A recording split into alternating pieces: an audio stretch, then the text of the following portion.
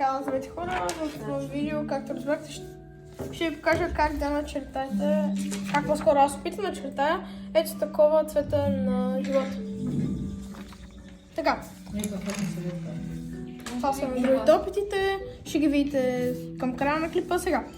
Идеята е да се опитате внимателно да си направите едно кръстишка. Много е важно, ще взема една линейка, да са някакви точни сантиметри. В случая ми са 3 см.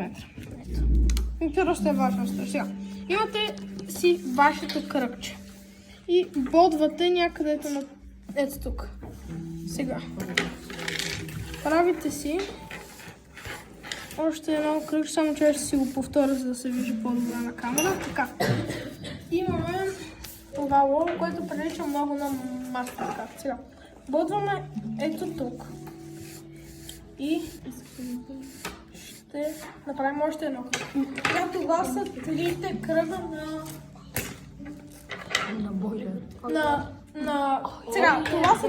Сега, това са трите кръга на Оля. Така. Сега, от тук трябва да си боднем тук, нали? Така, боднем ето тук. Сега, много внимателно трябва да чертаем със спокойствие. И, както може да видите, става едно ето такова. Сега,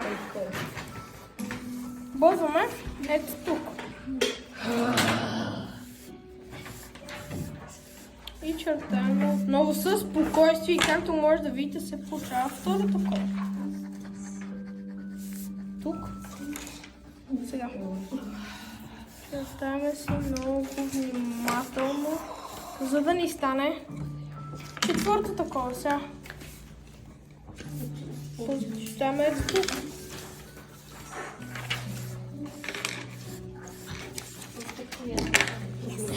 И не се машина. Хора, това ще го снимам сигурно за 10 път. Вижте колко много опити. Вижте. Вижте колко много.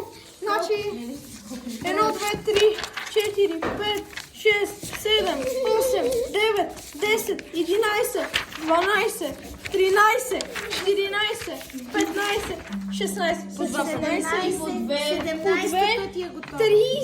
32 пъти, хора, за да се получи ето 33-то.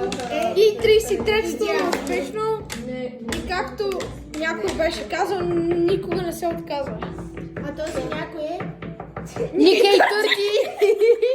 Ник